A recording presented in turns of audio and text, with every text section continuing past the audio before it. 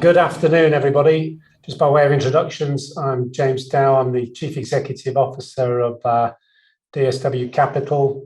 My background is a chartered accountant and a management accountant, 18 years at KPMG, 8 of which as a partner. I was one of the very young partners at 33, but unsatisfied. So in 2002, I left to set up Dow Schofield Watts with 2 former colleagues, John Schofield and Mark Watts. We were former at KPMG, we're still colleagues. In terms of other things, my strength is in private equity, M&A, and building this business. I'm also non-executive director of the Liverpool Institute of Performing Arts. Hi, everybody. I'm Nicole Burstow. I'm CFO. I've been with the business for 3.5 years now. Prior to that, I was a director at Deloitte. Been at Deloitte all of my career. So at the point I decided to move on, I was pretty entrenched at Deloitte. But one of the reasons that attracted me to joining DSW was the model, and I could really relate to it. I could see the attraction that it would have and the appeal it would have to people in a similar position to me in the bigger firms, so in terms of flexibility and autonomy.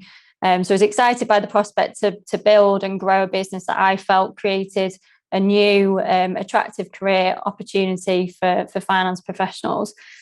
So joined the business in April 19. My role was to help to grow the business, to get us ready to float, and obviously to get the listing away, which we successfully did in December last year. And in terms of my ongoing roles, as well as my finance responsibilities, I oversee operations and recruitment, and I also manage the relationships with our licensee partners. If I give you an overview of what DSW is now. So DSW, Dow Schofield Watts, is the business that I would have joined if it had been available when we started our business. So our offer is to provide professional services, Big Four caliber, to corporate clients predominantly.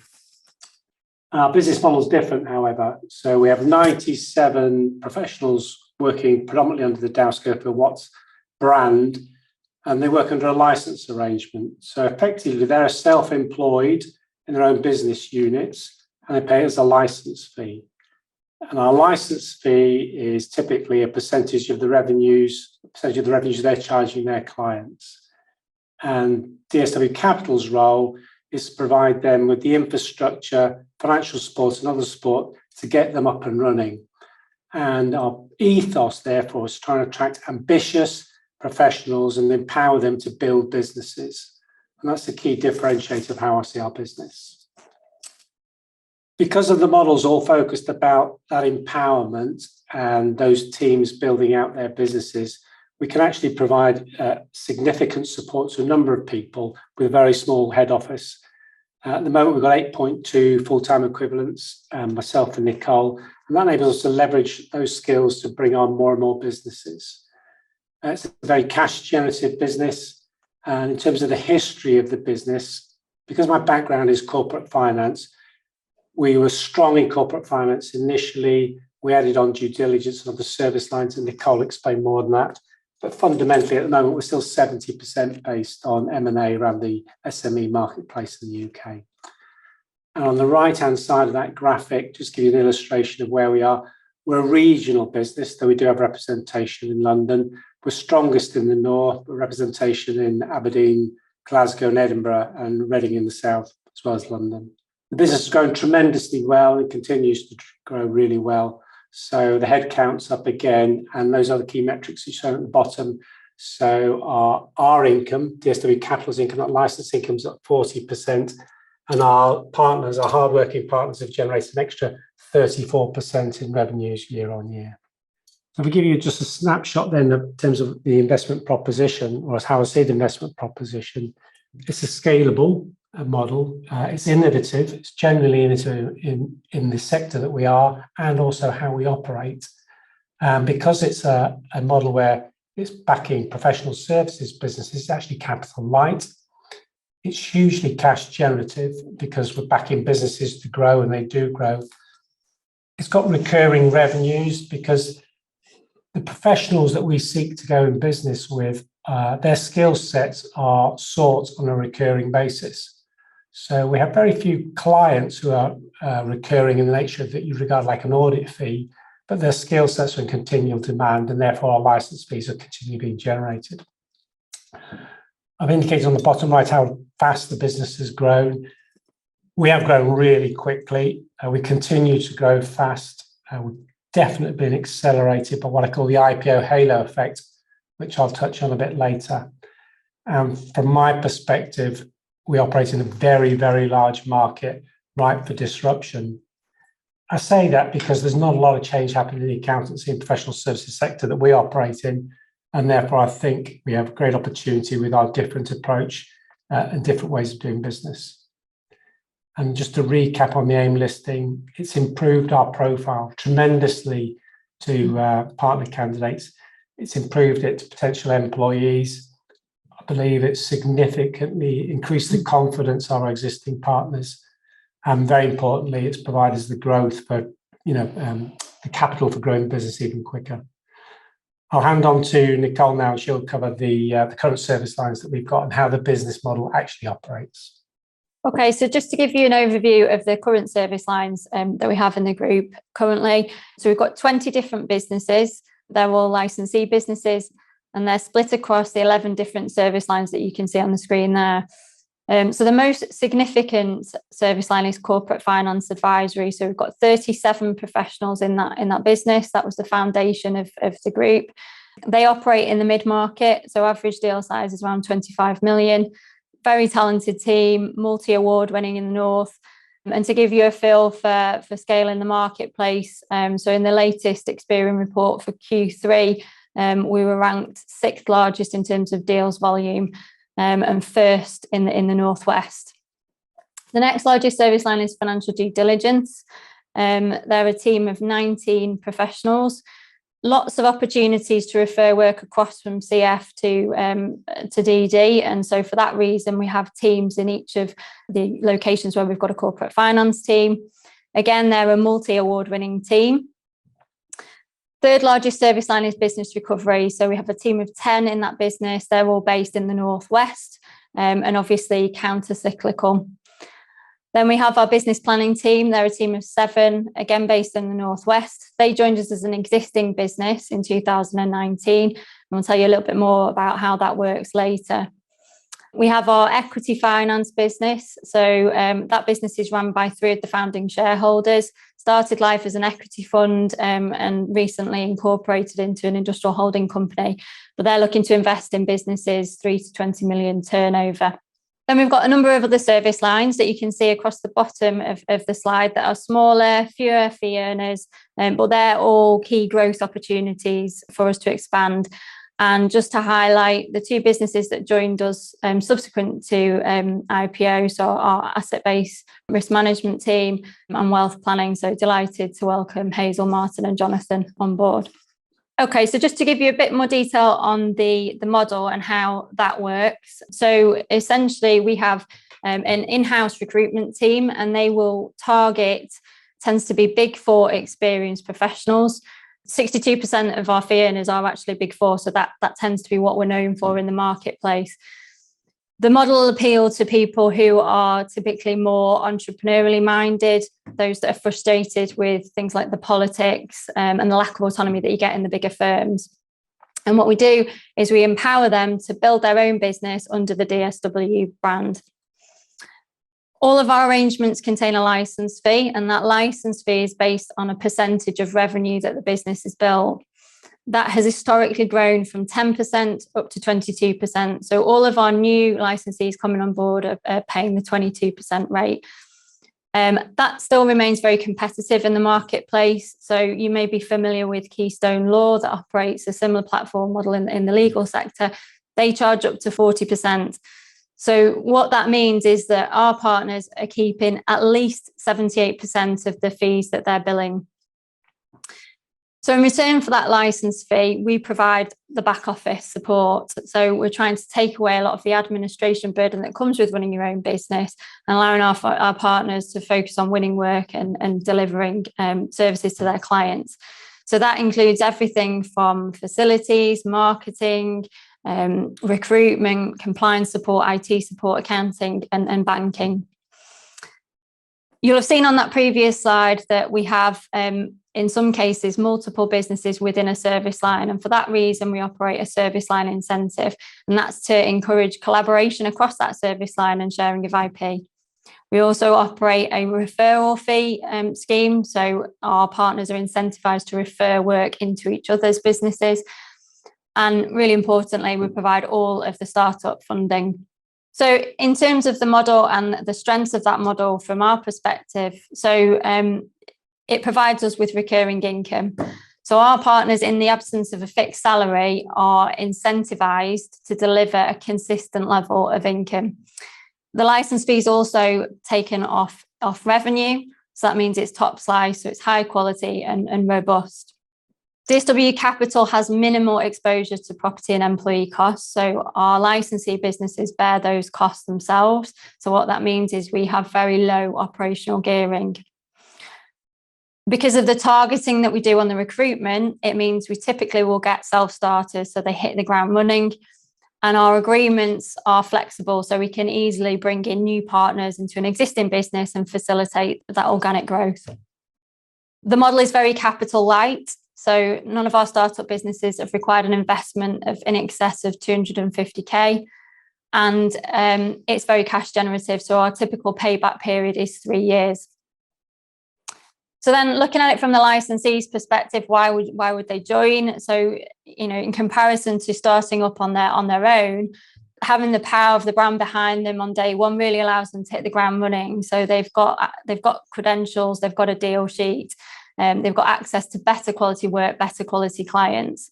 What they also have is a network of introducers that are all financially incentivized to refer work into their business. They find recruitment easier, partly because we've got in-house recruitment to support them, but also the candidates joining the group see themselves being part of DSW as opposed to one part of the business. So we tend to be able to attract better quality candidates. And we've also invested significantly in the period on our talent and people development. So offering group-wide training, specific development programs for our rising stars in the business. So that's all helped with retention. Then in terms of startup funding, that's a really important part of the model because we want to attract young, driven individuals who want to build a business. So they need that financial security. So we will, as part of the offer, we'll underwrite partner drawings for a period of 12 months. Okay, so I'll move on to performance highlights for the half year. So really pleasingly, we're on track. And good growth on the prior year. So network revenue, which is the revenue that has been billed by all of our licensee businesses, has increased by 34% on the prior period, up to 9.8 million. We've seen strong demand for our services across the network throughout that period and are continuing to see strong demand for those services. But we are obviously mindful of the economic headwinds as we head into the second half of the year. We do expect a 40-60 split between half one and half two. That's because of seasonality in the business, but also with growth, and our profit share income is typically weighted to the second half of the year. And also just to highlight that we did see what we believe to be a peak in revenue per fee earner in the second half of FY22. Because of the buoyancy in the M&A market and the profile boost that we got post-float. So we're not expecting that same growth trajectory going forward. So that's all translated into a 40% increase in total income from licensees of 1.6 million. And that increase is higher on a relative basis from the increase in network revenue because we have seen an increase in our average license fees. And you would expect that typically as we're kind of taking new businesses on at that higher license fee rate. Adjusted EBITDA was an increase of 9% to just under $1 million. So the increase in revenue that we've generated has more than offset the cost of being a listed business. The model is very cash generative, as I mentioned before. So we've finished the period with 4.6 million of cash, and that was after paying 0.9 million of dividends in the year. We have announced a further interim dividend of 1.76 pence, and that'll be paid on the 11th of January. So in total, the investors that came in on IPO will have received 5.98 pence per share. And then just to highlight a couple of fee earner stats. So we finished the period with 93 fee earners. So just under 15% year-on-year growth, and that's in a challenging recruitment market that is commonplace across the professional services market. We are seeing signs of that loosening, and we had 4 new joiners in October, so up to 97. And what's been really pleasing, as James highlighted earlier, is the profile boost from the float. So in total, we've had a net increase of 15 since we listed in December. So really seeing the benefits materialise, both in recruitment and also in attrition. And then the other stat just to highlight is we've seen an increase in the average number of fee earners per business. So that's gone up from 4.4 to 4.7. So again, demonstrating strong organic recruitment and us being able to help support our partners to grow their teams. So just to dip into the primary statements, just in a bit more detail to give it some more colour. So really good top line growth and sort of what's been driving that. The SME M&A marketplace, which is our primary market, has remained really resilient during the period.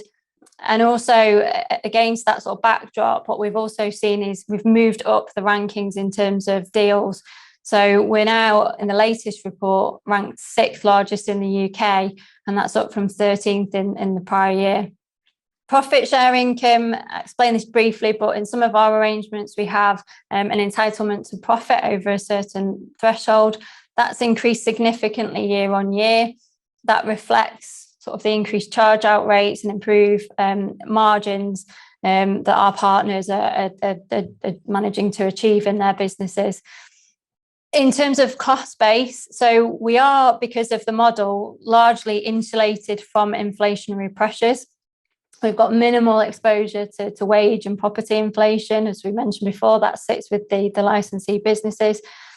And we purposely keep a lean cost base at head office. So we've got 8.2 full-time equivalents in the business. And there's a balance to be had, because obviously we want to keep the cost base lean, but at the same time, we want to ensure that we're adding value to our partners. So we're making sure that we're investing in the right areas that really makes a difference to help them grow their business. So the increased costs that you've seen year on year, that's primarily due to the cost of being a listed business, but also we did invest in central infrastructure. And to give you a feel for what we've invested in, that's been focused on increasing partner collaboration, so trying to drive up the referrals across the network, ESG, and making sure that we're best in class and from an ESG perspective, and around people development and recruitment. So adjusted PBT 0.9, that's an increase of 7%. That's an adjusted figure. So that's after we've deducted the share-based payment or removed the effect of the share-based payment in the year of just over 300k. Just to highlight, again, we flagged this previously in the previous update. It is a one-off in the sense that we issued growth shares to partners and employees prior to floating. They did all convert on IPO, so they're non-dilutive going forward, non-cash impacting, won't impact on reserves or our ability to pay dividends. And we would expect that charge then to be on a more normalised basis from December 23 onwards, where it will just represent the management LTIP. On the balance sheet, just a couple of things to quickly highlight for context. So our intangible assets represent our licensed brands, and our investments are that represents our interest in our licensee businesses. Very robust balance sheet at the end of the period, 7.8 million net assets and capital available to deploy. From a cash flow perspective, the model is really cash generative. To illustrate that point, our lockup for the 6-month period was 27 days. Typically in professional services, you see lockups of 90 days plus. The reason why our lockup is a lot lower is all to do with the model. So firstly, the working capital requirement is passed to our partners. That's the key strength of our model. Secondly, our partners don't get paid until the business gets paid. So they're very, very good at getting their cash in quickly. And thirdly, because of the nature of the service lines, it's transactional. So our clients are paying quickly on completion of deals. Operating cash conversion was 85% for the period to September. We will get swings in that metric, just to highlight, because we have a quarterly billing cycle. It was higher in the prior year because we had a very strong Q4 to FY21. The invoices were then subsequently collected in Q1 of FY22. So that's caused that swing. In the absence of any exceptional fees, I typically expect that to be around 80 to 100%. When you don't have exceptional fees, it shouldn't really go over 100% or get close to 100% if the business is growing. And because we make startup loans to our licensees, that obviously affects working capital. So in a normal basis, it should be kind of between that or below 100%, but above 90%. Moving on to network KPIs, so just touch on a couple that I haven't mentioned already. Our average license fee for the period was 16.7%. That is before any real impact from profit share income, which are typically weighted to half two. The comparative for September in the previous year was 16%. So we've seen an increase in that as sort of the newer businesses are coming on at the higher license fee rate. The average number of fee earners in each of our businesses is 4.7. That's up from 4.4. So again, just to emphasize, our model is different from other platform models. We want to build businesses and teams. We're not building a network of sole traders. The average age of our partners has increased slightly from March. So we've gone from 47 to 48. That is a constant challenge for us because we get such a low partner turnover. But it still does compare well to other platform models, such as Keystone, for example, where the average age is 52. So it means we get greater longevity in our businesses. But more key than that for longevity is that we're building teams. So we've got those succession plans and the teams coming through to take over. 22% of our partners are female. That's in line with where we were at the year end. We have had one new partner joining us in January. And we are in line with the Big Four on that metric. But we've said this before, that we feel that is a real opportunity to lead the field on that statistic because of the inherent flexibility in the model. And we're setting the tone from the top with 60% of the board being female. One of the highlights of the 12 months, because we listed on the 16th of December last year, has been the impact of the heightened profile from the IPO. And that's evident in the fact that our fee earners have grown something like 15%, but our fees, our professionals charging out fees, they've grown by 34% in this latest half. And it's hard to articulate what's happening there. Part of it is this increase in profile. So it's evident in terms of the numbers of people coming to the business. It's evident in the growth of the fees. And the other way I can try and describe why we're suddenly becoming more attractive is probably in this slide. We'll talk about the press coverage. So prior to the IPO, we are well known in our local business communities. So the achievements of the firm would be regularly covered by those journals and daily bulletins that focus on the local business community.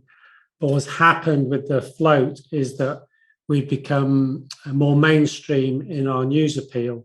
I'll give you some examples in terms of the Times and the Scotsman, and interestingly, Accountancy Today. So that's obviously read by our target audience, and even our results today are that main headline for the news. So as the key message I wanted to get across in terms of the benefit of the IPO, I hoped it would bring profile benefits, and the benefits appear to be very, very tangible. But that was the easiest way I had to illustrate it. In terms of the other things that we're doing, there's two initiatives going on with the firm at the moment. One is that we want our people to be the best they can be. So one of the initiatives around that is investing more in their training and development. So we've launched a future leader program with Becoming X. So it's really important that we invest in those people, tend to be young when they join us, and increase their management capabilities.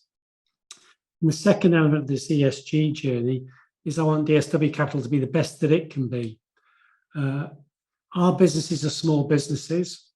They can't invest in that additional emotional appeal, which is really important to candidates of the future and today, about what does my firm represent, how is it perceived in its communities, how does it take on its social responsibilities. So what we've tried to do is take on a lot of those this year, doing very hard trying to identify initiatives where we can be class leading. We're smaller in terms of we've only got 100 professionals, 97 professionals, so that we can take the lead, and it's our intention to stay in that position because it enhances the ability of our partners to recruit people, and it increases their well-being and feelings about DSW Capital. So that's our ESG initiative. In terms of sort of going forward and the growth opportunities that we got for the business, they still remain around those 5 pillars. The main pillar that we've had most of the benefit has been around that organic growth. So of those 15 heads, predominantly they've been people we've assisted, it's the employees growing into those businesses. And Nicole referred to the fact that our small businesses, our 20 businesses, have gone from an average of 4.4 to 4.7 people. So it's a key pillar of growth. We've driven most of that growth essentially on that central pillar of organic growth. We continue to add on geographies, so we want to be in new locations, and service line extensions. So service line extension is perhaps doing a service line that other firms in the Big Four are doing that we currently don't do. So that's an active area of interest. And the 2 wings are the things that are probably going to be transformational for our business going forward. So the first wing is this acquisition of license fees. That's an opportunity for DSW Capital to find businesses that are looking to have a change of ownership and facilitate that change of ownership where they become licensee businesses, and in exchange for which we'll pay a capital sum. They can be very transformational in our business, and culturally, the people that we're likely to bring in will fit with us because they tend to be driven by ambitious entrepreneurial people. Aligned to that is our breakout initiative. That's an initiative focused at trying to recruit teams. So we are trying to pull out full teams using the extra cash resources we've got at Capital to underwrite a bigger team, stepping out from an existing organisation and building the business that they'd like to build, creating a culture that they want to create and working with the clients that are most valuable to them. So those are all the opportunities, and they still remain present to us, and hopefully they'll be very significant for us in the future. And we can only grow if the environment's right for us to grow. And I'll repeat a message that I've said for several years, is that the accountancy profession is ready for something new. The Big Four are under continual pressure to readjust and realign their businesses between audit and non-audit. There is an inherent conflict. For me, it's unmanageable without separation, and that fragmentation will create opportunities. But it's not enough that there's just opportunities. We've then got to create the platform for those seeking those opportunities to come to us. So there's 2 components to that. The left-hand component is about differentiating our offer. So what makes us different? And the difference is really about autonomy and flexibility. Genuinely, our businesses have operational freedom to work with who they like, employ who they'd like, and pay who they'd like. And added to which, we give them massive economic benefits in terms of they're able to do extremely well personally on a financial basis, because what they do is directly linked to their reward. It's not opinionated by somebody else, and it's not moderated by somebody else. What they do is what generates their income. So those are our pull factors, the differentiators. But I also need to make sure that the partners from these well-established firms feel that they're going to get the same benefits that they had before. They still want to feel the breadth of services. So the breadth of services means that they can challenge and consider and consult with others about issues that they're perhaps not that familiar with. So that consultative environment, that infrastructure support, so they're not having to organise everything themselves.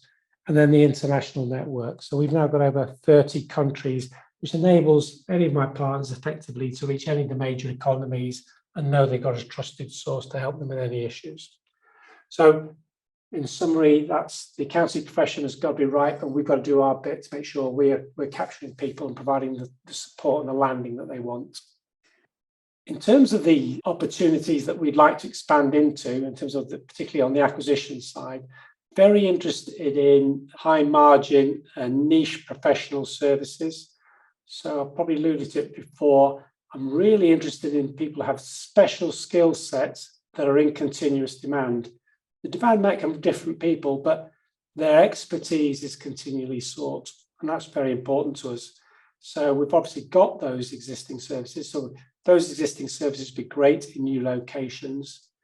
We're very underrepresented in tax and sort of that family office offering. We've obviously got people on the ground and they are excellent. We've got excellent partners and we've got excellent referral base, but we haven't got enough bandwidth to fully exploit the opportunities. And then all my partners and employees, we've got 97 professionals who are absolutely committed to building their businesses and will help others. And I want to give them the opportunity to introduce others who can help their clients. And I see those in their sort of catch-all employer solution services where we're dealing with owner managers and we're trying to solve their business problems. The next area of significant interest is the legal services. Legal services are much more structured in terms of using different platform models. Our model is genuinely different. We're not a sole trader platform. We want people to build businesses, and we think there's a scope in the legal services market. And then I've got a catch-all, and my catch-all is anything that the Big Four do is likely to be of interest to us, with the exception of audit and probably compliance tax. And for me, that's more about margins and the ability to work on value-added propositions for clients. So in terms of where we've got to in terms of the year or the half year, well, 12 months since we floated has been extraordinary. The benefits have been tremendous. We've had strong growth in network revenue just on that half, 34%. It's against the backdrop, as you know, at the start of this half, we've had the situation in Ukraine and significant macro headwinds. Our businesses remain robust. They're enjoying high activity levels. We continue to be attractive and have an attractive proposition to bring in new partners. And very pleasingly, more and more employees want to be associated with the business and the direction. Our market position, frankly, is astounding. As one of the three who stepped out back in 2002, to think that now, in the last 9 months, our business is doing the 6th of all M&A transactions in the UK is quite extraordinary. But it's a continuous growth. So it was 13th last year and the comparative period 10th. But the journey seems to be relentless. And it's a business that continues to generate cash, which means we can continue to support dividends. Now, in terms of looking forward and the outlook, I have to say that the demand for our services has held up remarkably well from my perspective. A downturn in M&A must impact us, but the businesses are resilient. My partners are resourceful. They're driven to find results. And to date, they found results for clients and excelled in everything they do. And we've got counter-cyclical opportunities. So the business recovery guys, improving profile, debt advisory, and restructuring services all expect to grow. And all those opportunities for growth, those 5 pillars I was talking about, they're all open to us to continue to grow. And perhaps people with a more cautious outlook will see the opportunity to sell their businesses or to move on. And that will create great opportunities for us. So we're currently on track to meet market expectations.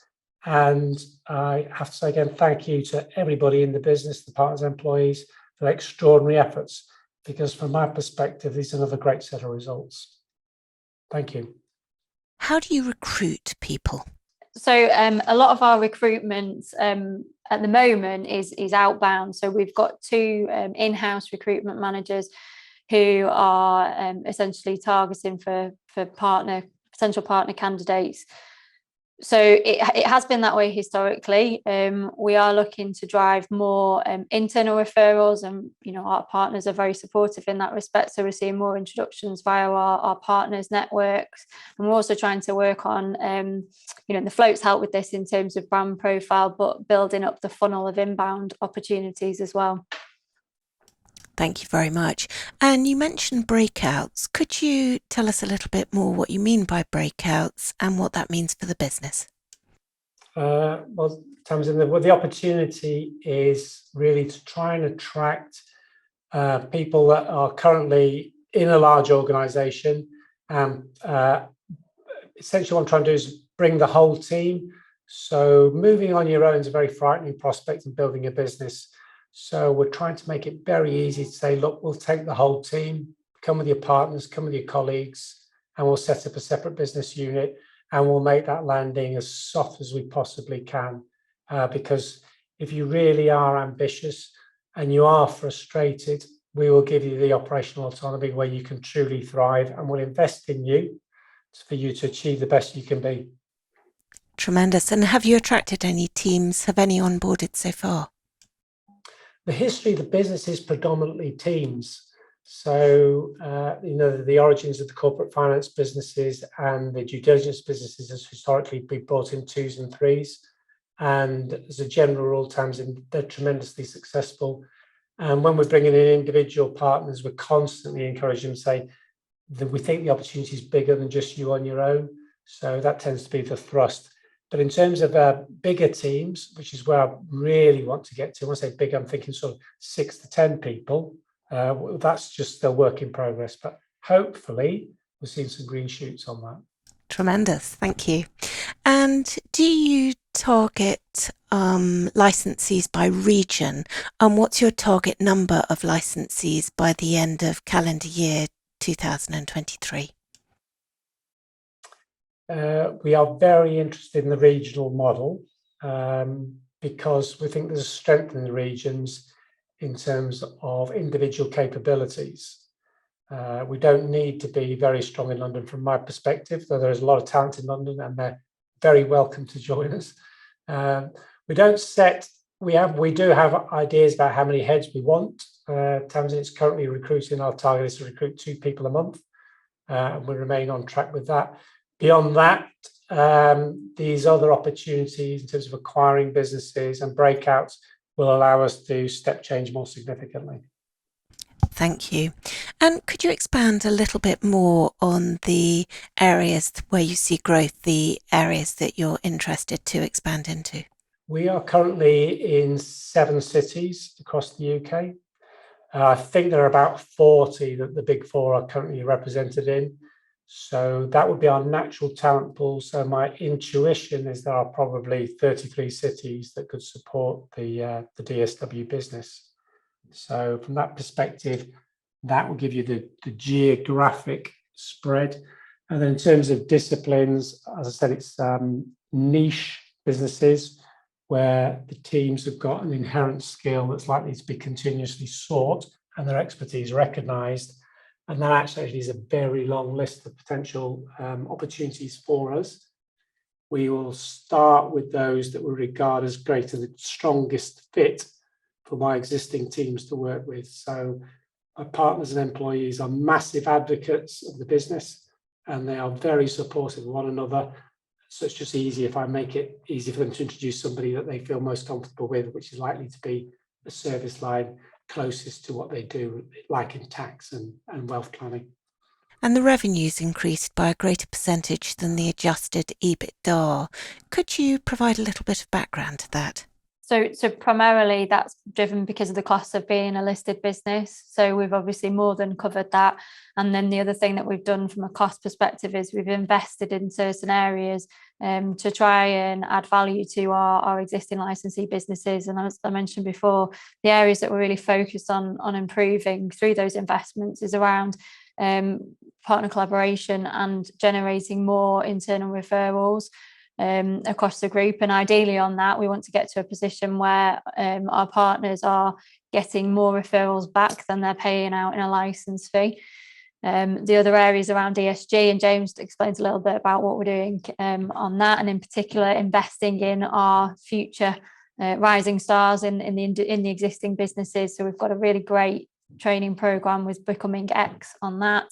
And all of that people development investment has helped with retention. So we've seen attrition come down, and the other areas around recruitment and the marketing sort of spend behind that. So it's predominantly cost of being listed, but then some investment essentially as well. Thank you very much.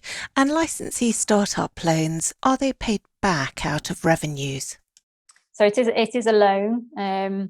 So what typically happens is we underwrite partner drawings for a period of 12 months plus plus the setup costs of starting the business. That loan then remains outstanding for a further 12 months where we don't charge any interest, so allowing the business to become established. And then at that point, the businesses start to repay those loans, so they are repayable. Thank you. For non-performing licensees, how do you exit them from the network? I would say very rarely, first of all, and then I'd say gently and professionally. So what tends to happen, Tamsin, is we get people who hope it's going to go really well. They've got the technical capability, but perhaps when they lose some of the support of colleagues, they become a bit more isolated and their business development capabilities aren't as strong. So it's the exception, it is very much the exception.